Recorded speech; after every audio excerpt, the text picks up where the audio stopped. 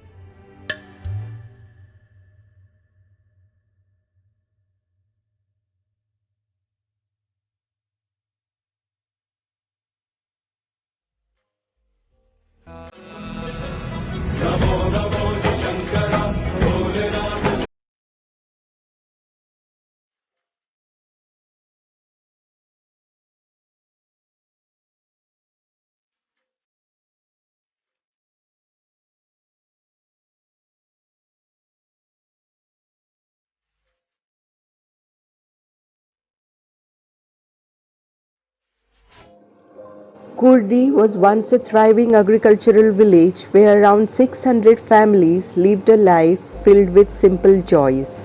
The village was home to many, including legendary classical singers Padma Vibhushan Mogubai Kudikar and her daughter Kishori Amonkar.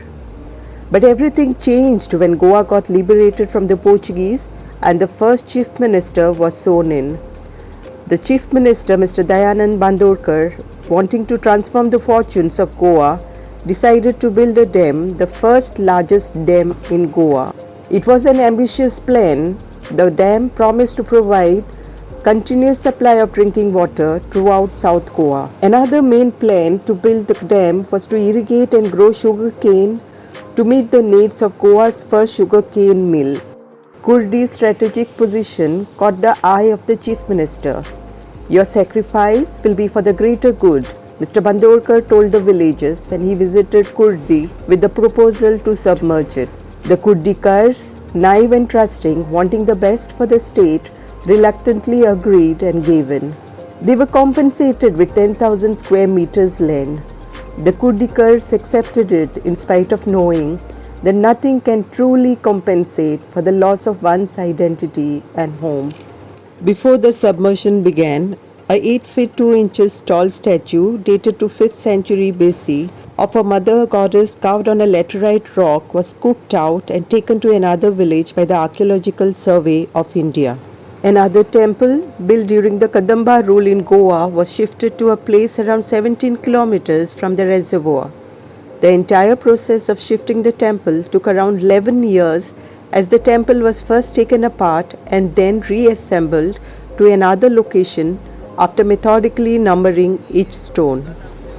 The Salaulim Dam took 20 years to be built, and it was a grand success. It is a unique earthen dam at a height of 140 feet. Another extraordinary feature of this dam is that there are no gates, no manual control of the flow of water.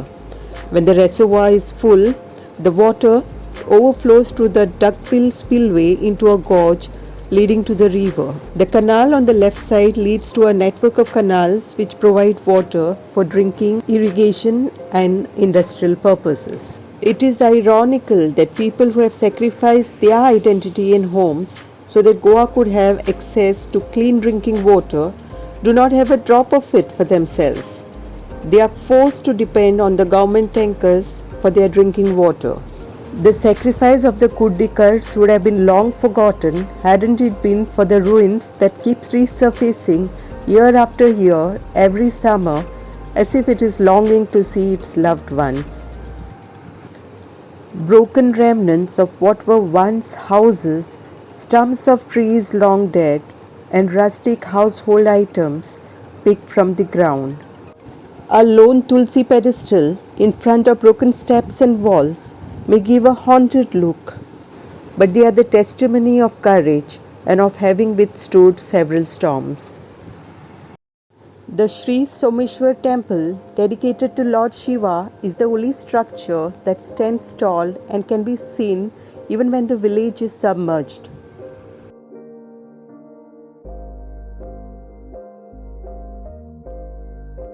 The Shiv Linga awaits calmly to offer darshan to its followers.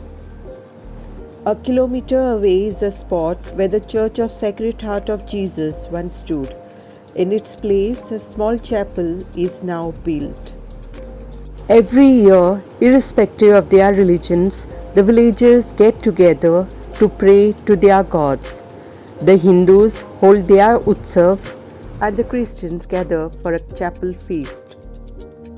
Another place that has survived it all to some extent is a RCC building that once housed a school, a general store, a liquor bar, a flour mill, and a police outpost. The darkness of the night descends, and as we turn to leave, we look back to catch the last glimpse of the Kurdi ruins. The ruins stand proud, broken but not defeated, a strong reminder that nothing can stand in your path if you have it within you to shine.